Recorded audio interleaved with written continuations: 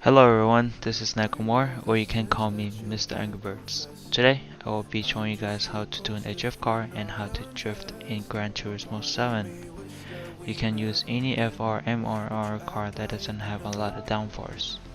Do not use any all-wheel drive car to learn drifting.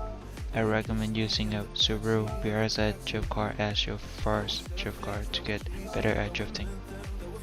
You can also get this car for free if you do want the license complete.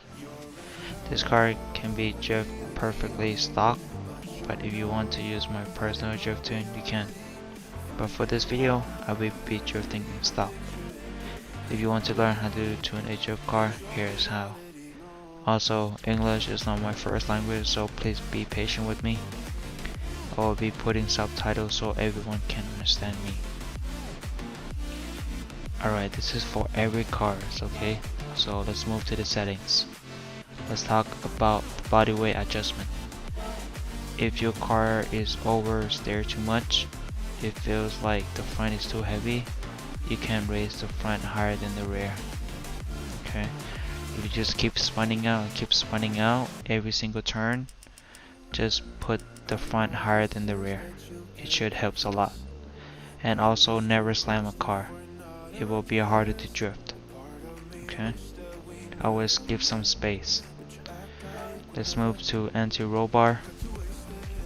The softer it is, the slower and more oversteer you will be. Always soften more to the front than the rear.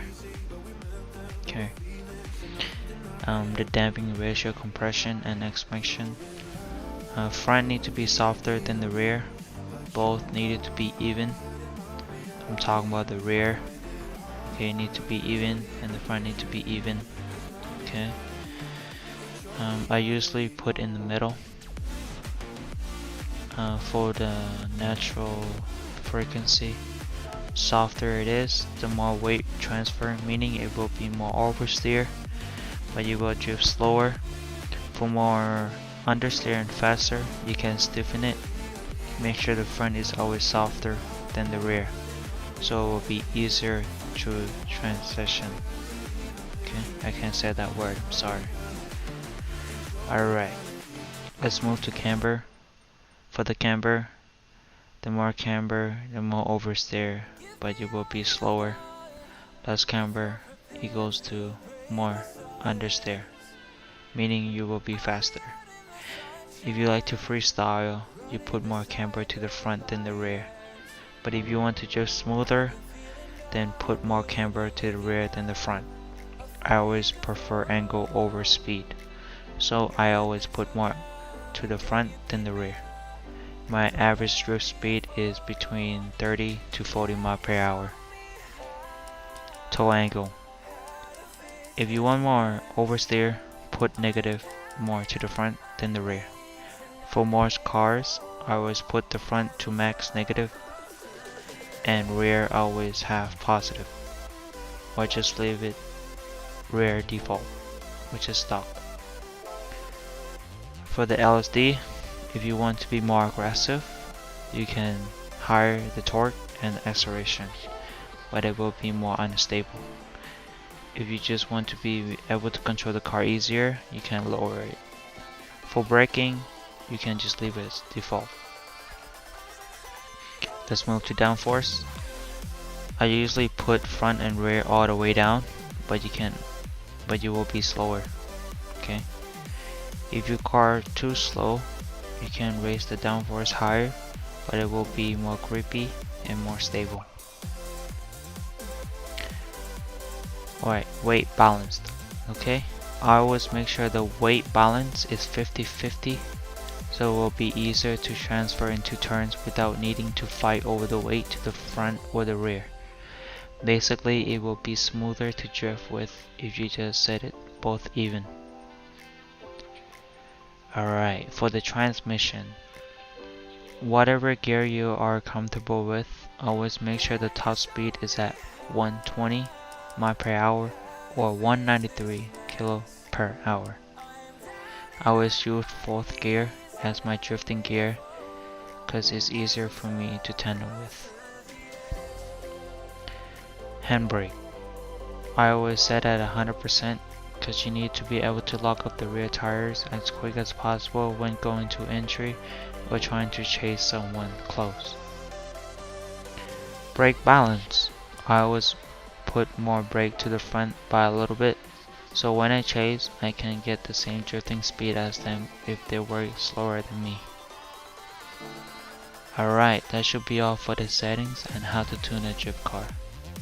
If you guys have any questions, just comment down below, okay? I will try my best to reply all of them. Alright, let's move to assist settings. Everything off except ABS as default.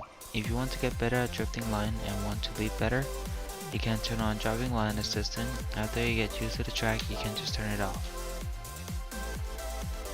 Alright, controller settings. The more sensitive, the easier to drift, but it will be less smooth. But for beginner, I highly recommend using a +7 and work your way down to -2.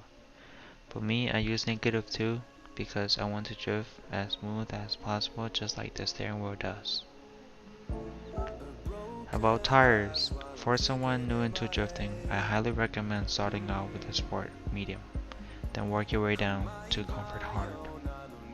This will take time, so be patient with yourself. Keep practicing until you get to comfort hard. About horsepower. For beginner, I recommend to start out with at least 250 horsepower to learn how to counter steer and not to spin out. The more comfortable you are with the car, you can put higher horsepower, but I don't recommend going over 600 horsepower because you will be going too slow and slowing everyone down behind you. The perfect horsepower to drift is around 500 horsepower, where the drift speed is average around 40 to 45 miles per hour, and you will be able to control the car easier. Alright, let's talk about how to drift better in Gran Turismo 7. So, I've been drifting in this game since Gran Turismo 5, so I kinda know this game, how the physics work. So, these are the 3 things that helps me the most about drifting and how to get better. Is that number 1 is that how to learn how to do zigzag. To do this, I go to special stage X. Basically how I do this is I drive as fast as I can, try to go at least 100 miles per hour. After I get there, I try to do zigzag and not to spin out. I try to control the car and just keep going left, right, left, right, left, right, and then get used to the car. The faster I go, the better I'll get at controlling the car. Okay. Number 2 is learn how to do a big circle donut at street or willow spring. Okay. So basically, do not just do a small donut like first gear. Don't do it.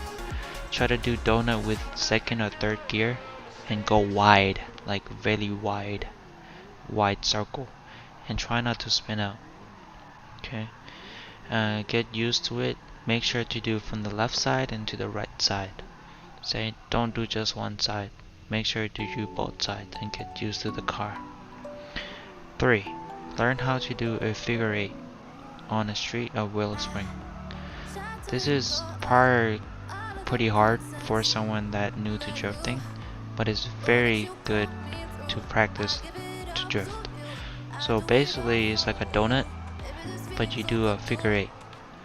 This one, try to throttle control, try to counter steer, don't gas too much, let out the gas sometime, and make sure you do not spin out.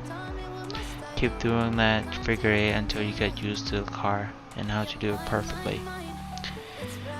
If you do all of this until you get to comfort hard without spinning out, then I consider you a pro.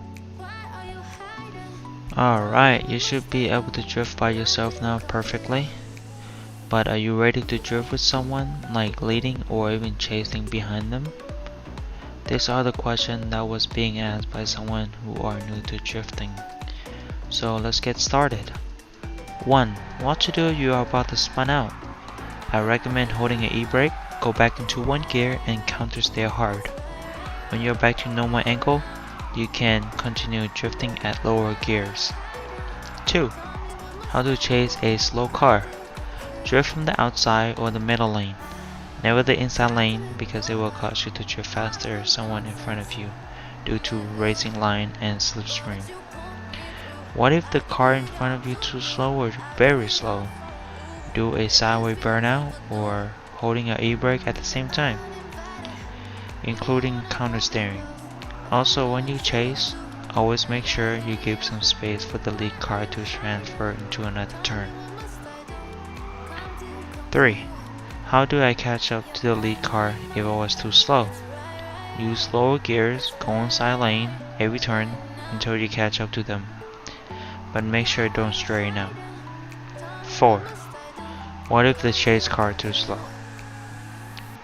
I intend to go outside or middle lane more so the chase car can catch up to me and use higher gear and try to get more angle as much as possible without spinning out. Or even better, just do a burnout sideways and eventually they will catch up to you. That should be all on how to drift and how to tune a drift car in Gran Turismo 7. If this video helps you to get better at drifting, please be sure to subscribe and like this video. Also comment down below what drift car setup should I do next in the future.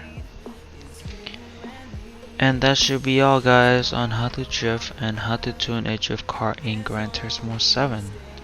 If this video helps you get better at drifting, please be sure to subscribe and like this video. Also comment down below what drift car setup should I do next in the future. I'll be uploading every Saturday, so be sure to stay tuned. Anyway, enjoy a little montage I did for the ending scene. See you guys next time. Peace out. Long as we run